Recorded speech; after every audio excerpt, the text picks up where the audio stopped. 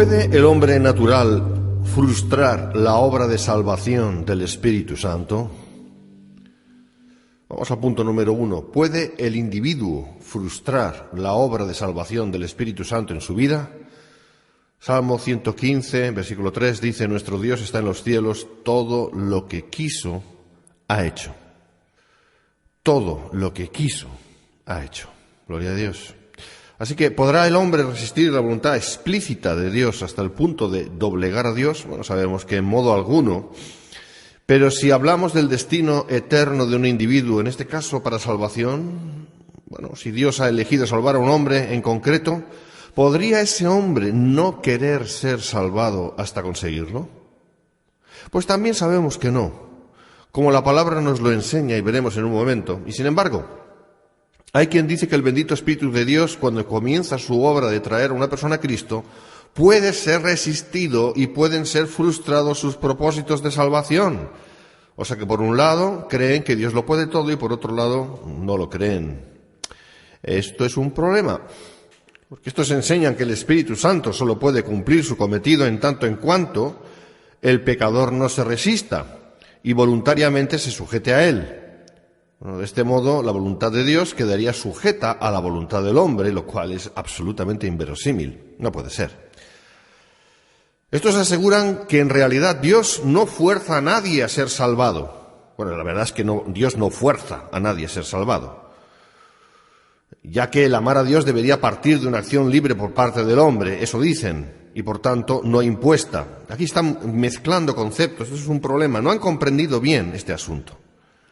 Lo que olvidan es que nada tiene que ver con esto, con las cuestiones de la libertad individual, sino todo lo contrario, veremos por qué. El hombre natural, de ninguna manera, en modo alguno, ni quiere ni puede amar a Dios, dada su naturaleza depravada. Véanlo en 1 Corintios 1:23, en 1 Corintios capítulo 2:14, Efesios 2:3, hay muchas lecturas. Y siempre, absolutamente siempre, por sí mismo, el hombre natural resistirá a Dios, como ocurre de continuo cuando se predica el Evangelio públicamente o incluso individualmente, y la mayoría no quieren saber nada. La salvedad a esa regla son los escogidos por Dios para salvación y Él los salva. Como premisa diremos: el hombre natural ni ama ni puede amar a Dios por sí mismo. Ahora, ahondando en ello, solo con la simple exposición del Evangelio y aún con la somera acción iluminadora del Espíritu Santo, el hombre natural jamás vendrá a Cristo. ¿Oh, algunos se escandalizan? No, veámoslo en la Escritura. Vamos a la Escritura. Juan, capítulo 1, versículos del 9 al 11, capítulo 3, versículos 19 y 20. Leemos así la palabra del Señor. Aquella luz verdadera, se está refiriendo a Jesús, aquella luz verdadera que alumbra a todo hombre, venía a este mundo. En el mundo estaba y el mundo por él fue hecho, pero el mundo no le conoció. A lo suyo vino y los suyos no le recibieron. Y esta es la condenación, que la luz, es decir, Jesús, vino al mundo y los hombres amaron más las tinieblas que la luz. ¿Por qué? Pues porque sus obras eran malas. Porque todo aquel que hace lo malo aborrece la luz y no viene a la luz para que sus obras no sean reprendidas. Al contrario, todo el que hace lo malo, y todos los hombres hacen lo malo, ¿verdad? Génesis 8:21, Marcos 7:20 a 23, que habla que la maldad del corazón nace del corazón, surge del interior del hombre, etcétera, etcétera. Todo hombre, como digo, aborrece la luz y huye de la luz. Por sí mismo, todo hombre no renovado huye de la luz, no la soporta, no la quiere, es más, la detesta.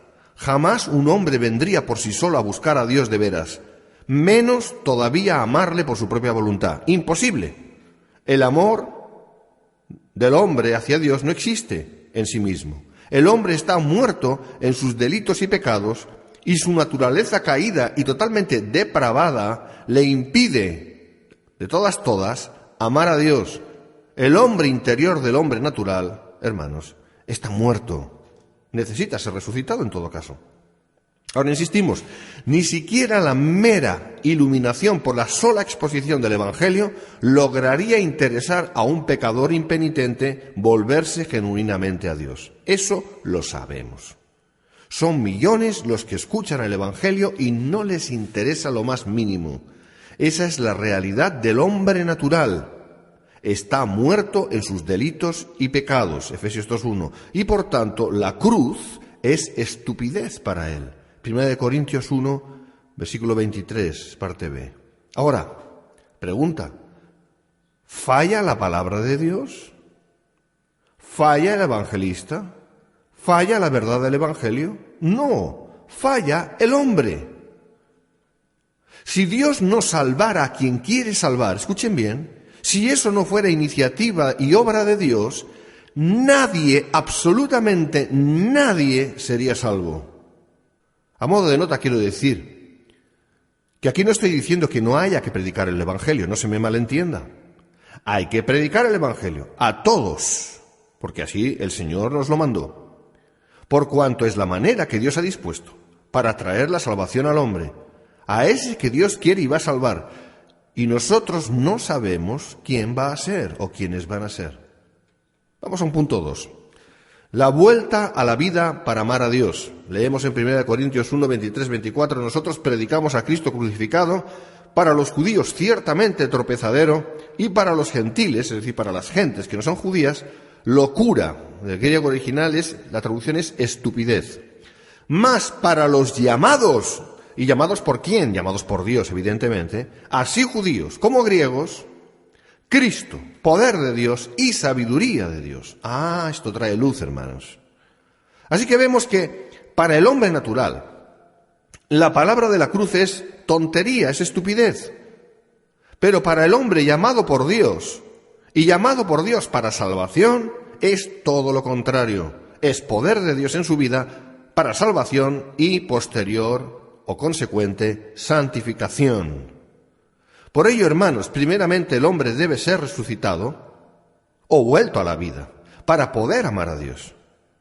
El apóstol Pablo lo explicó con mucha claridad a los cristianos de Éfeso, cuando dijo en Efesios 2, del 1 al 5, vamos a leer tranquilamente y viéndolo bien, y Él os dio vida a vosotros, cuando estabais muertos en vuestros delitos y pecados, en los cuales anduvisteis en otro tiempo, siguiendo la corriente de este mundo, conforme al príncipe de la potestad del aire, el espíritu que ahora opera en los hijos de desobediencia, entre los cuales también todos nosotros vivimos en otro tiempo en los deseos de nuestra carne, haciendo la voluntad de la carne y de los pensamientos, y éramos por naturaleza hijos de ira, lo mismo que los demás. Escuchen ahora. Pero Dios, aquí hay un punto y aparte, pero Dios, que es rico en misericordia, no está hablando de justicia, está hablando de misericordia, por su gran amor con que nos amó, ¿a quién amó? Se está dirigiendo a los efesios salvos, a los cristianos, por su gran amor con que nos amó, desde antes de la fundación del mundo, dice en otra parte, aun estando nosotros muertos en pecados, o sea que nos amó estando muertos en pecados, nos dio vida juntamente con Cristo, porque por gracia sois salvos. Gloria a Dios. Hermanos, está muy claro, como verdaderos cristianos tenemos que decir que Dios está por nosotros, no contra nosotros. Está muy claro. Como verdaderos cristianos estábamos muertos, cumpliéndose así la maldición adámica, decretada por Dios contra Adán y su descendencia. Vean Génesis 2:17, donde Dios le promete que iba a morir si le desobedecía. Y 1 Corintios capítulo 15, versículo 22a, donde dice que todos mueren en Adán. Y no podíamos amar a Dios porque estábamos separados de Él y muertos espiritualmente, ya que nuestro hombre interior estaba muerto. De ahí que teníamos que nacer de nuevo. ¿Lo entienden? Pero Él, es decir, Dios, según nos escogió en Cristo antes de la fundación del mundo, para que fuésemos santos y sin mancha delante de Él, nos predestinó para ser adoptados hijos suyos por medio de Jesucristo, según el simple y puro afecto de su voluntad, es decir, según quiso. Efesios 1, 4, 5. Y por ello nos dio vida juntamente con Cristo. Por eso dice la palabra, por gracia sois salvos. Efesios 2:5, y también lo dice en Efesios 2:8, por gracia sois salvos por medio de la fe.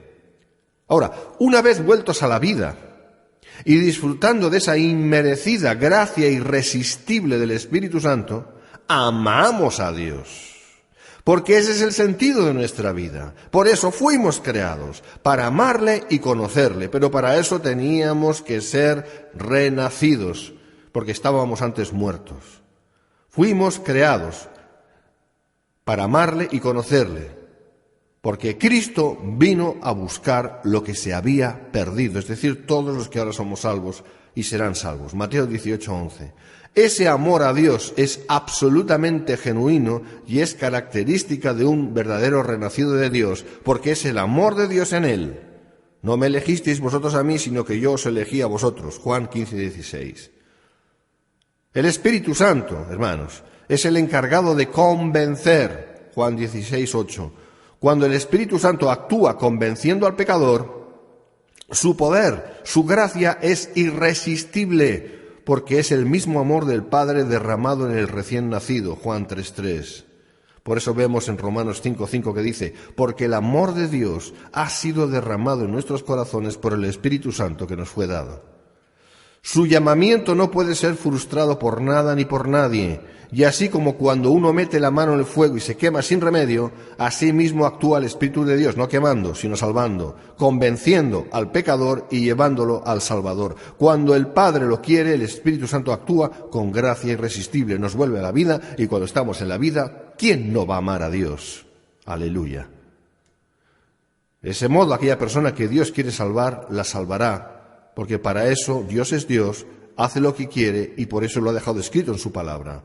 Todo lo que el Padre me da vendrá a mí, y al que a mí viene no le echo fuera. Juan 6:37. Ninguno puede venir a mí, dice ninguno, si el Padre que me envió no le trajere, y yo le resucitaré en el día postrero. Fíjense que dice si el Padre, no es que la persona puede ir a Dios, la persona por sí misma no puede ir a Dios por todo lo que hemos explicado. Es si el Padre que me envió no le trajere, entonces sí, y le resucitaré en el día postrero. Juan 6:45, escrito está en los profetas, y serán todos enseñados por Dios. Así que todo aquel que oyó al Padre y aprendió de él, viene a mí. Gloria a Dios. Y Gálatas 1:15, pero cuando agradó a Dios, que me apartó desde el vientre de mi madre y me llamó por su gracia, no solamente al ministerio, sino previamente a la salvación. Eso en la vida de Pablo. Pablo resistió al testimonio de los creyentes hasta el punto de enviarles a la muerte, hasta que Cristo le tocó de tal manera que su respuesta inmediata fue, ¿qué quieres que yo haga? Hechos 9:6. Si Pablo, contumaz como era, fue tumbado de tal manera, ¿qué no podrá hacer Dios con aquel que quiere salvar? Hermanos, esto en términos teológicos se llama la gracia irresistible de Dios. ¿Y por qué se llama así? Porque nadie la puede resistir. Dios no deja a la libertad que no existe realmente, del hombre, su salvación, a un libre albedrío que realmente no existe, porque el hombre no es libre, no tiene libre albedrío, porque su tendencia siempre es hacer el mal, y si su tendencia es siempre hacer el mal, entonces no tiene libertad verdadera. El hombre no puede oponerse a la voluntad de Dios, cuando esa voluntad de Dios es absolutamente explícita, determinativa, tal y como hemos explicado. Ya para ir terminando, punto 3, de Dios es la salvación. Leemos de nuevo en Juan 6, 44-45. Ninguno puede venir a mí si el Padre que me envió no le trajere, y yo le resucitaré en el día postrero. Escrito está en los profetas, y serán todos enseñados por Dios. Así que todo aquel que oyó al Padre y aprendió de él, viene a mí. Bueno, diremos que solamente pueden venir a Cristo aquellos que el Padre les lleva a Cristo. Esto excluye a los que excluye. Estos elegidos incondicionalmente, ya que son elegidos por Dios según el puro afecto de su voluntad, Efesios 1:5, son los enseñados por Dios. Como está escrito en Jeremías 31, del 31 al 34, y también está escrito en Hebreos 8, del 8 al 12. Esto significa que tienen el Espíritu Santo y la unción del Santo, y por eso conocen todas las cosas. 1 de Juan 2:20. Esto último a diferencia de aquellos que salieron de nosotros, pero no eran de nosotros. No es que no llegaron a ser de nosotros o no fueron de nosotros, sino que jamás fueron de nosotros. Y dice la palabra que son anticristos. Eso lo vemos en 1 Juan 2, 18, 19. Así que Dios conoce a los que son suyos. Amén. Soli Deo Gloria. Dios les bendiga, hermanos.